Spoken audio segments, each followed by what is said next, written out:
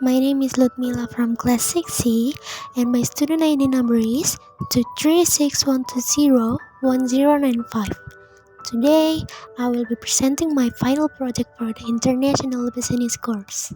Before I begin, I would like to explain why I am using this cat animation instead of showing my face. The reason is that the camera quality on my phone is very poor and I was unable to record a video with satisfactory image quality.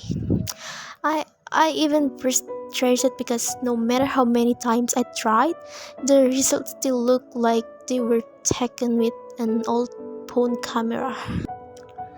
Therefore, I decided to use this cat animation so that I could still deliver my presentation properly.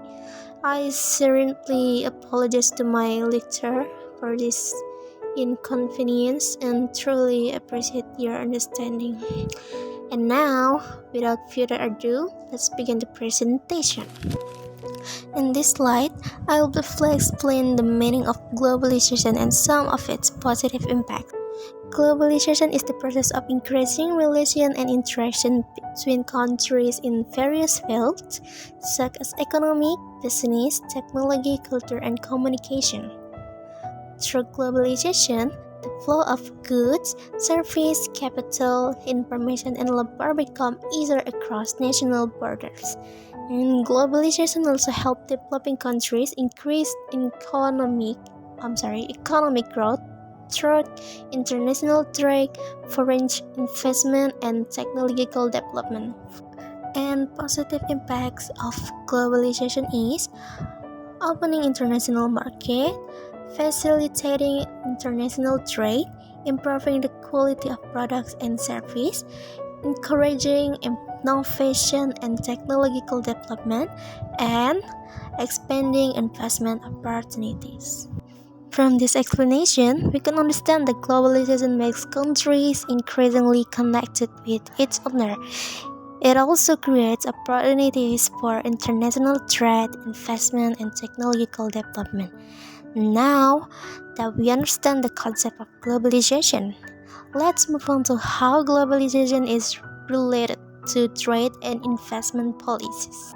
Next, we come to the third slide, which discusses the relationship between globalization and trade and investment policies.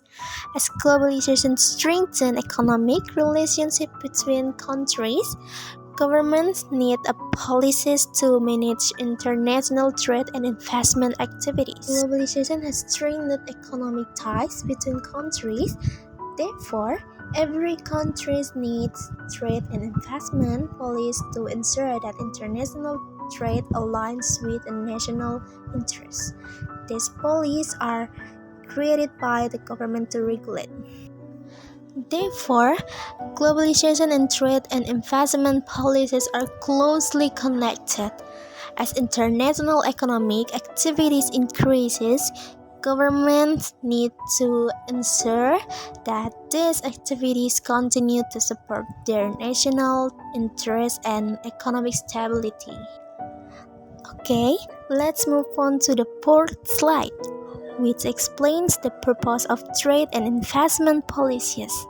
These policies are implemented by governments for several important reasons. You guys can see there are several goals above. Based on this purpose, trade and investment policies are not only focused on economic growth, they also aim to protect domestic industries, create employment opportunities, maintain economic stability, and protect national interests. After understanding their purpose, let's move on to the different form of trade and investment policies. And next, we come to the fifth slide, which discusses the form of trade and investment policies.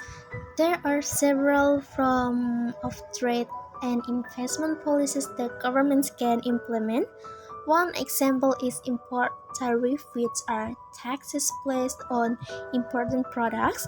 Government can use tariff to make domestic product more competitive compared to foreign product. Another example is import quotas, which limit the amount of certain product that can enter a country. Governments can also provide subsidies to support domestic industry by reducing their products' costs. In some situations, countries may restrict export to protect vital resources or to serve the national interest.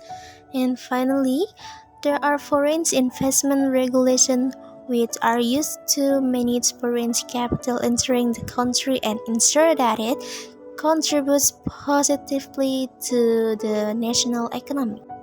Okay, now we are on the sixth slide, which explains the impact of trade and investment policies.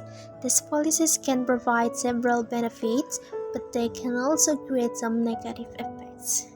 These policies can have both positive and negative impacts. On the positive side, they can protect local industry, create employment opportunities, attract investment, and help maintain economic stability. However, if these policies are applied too strictly, they can also create negative effects. For example, import restriction can make foreign products more expensive and reduce the choices available to consumers. Excessive protection can also reduce competition and potentially slow down technological development. Therefore, governments need to implement this policy carefully and consider both their benefit and possibly disadvantage. Disadvantage. And now, let's connect this topic to current global condition. One clear example is the trade tensions between the United States and China. The tariff and trade restrictions between these two major economies have affected global trade and encouraged some companies to move their production to other countries. And another example is the Russia and Ukraine conflict. It has affected global trade, especially energy and food supplies. And lastly, geopolitical tensions can also affect international trade. Conflicts may lead countries to restrict strategic products such as semiconductor and critical minerals. This shows that global politics can influence trade policies. Now, let's talk about the impact on Indonesia. Indonesia is also affected by global trade and investment. To deal with this, Indonesia encourages investment, develops local industry, and processes natural resources before exporting them. These policies can help Indonesia increases the value of its product and compete in the global market.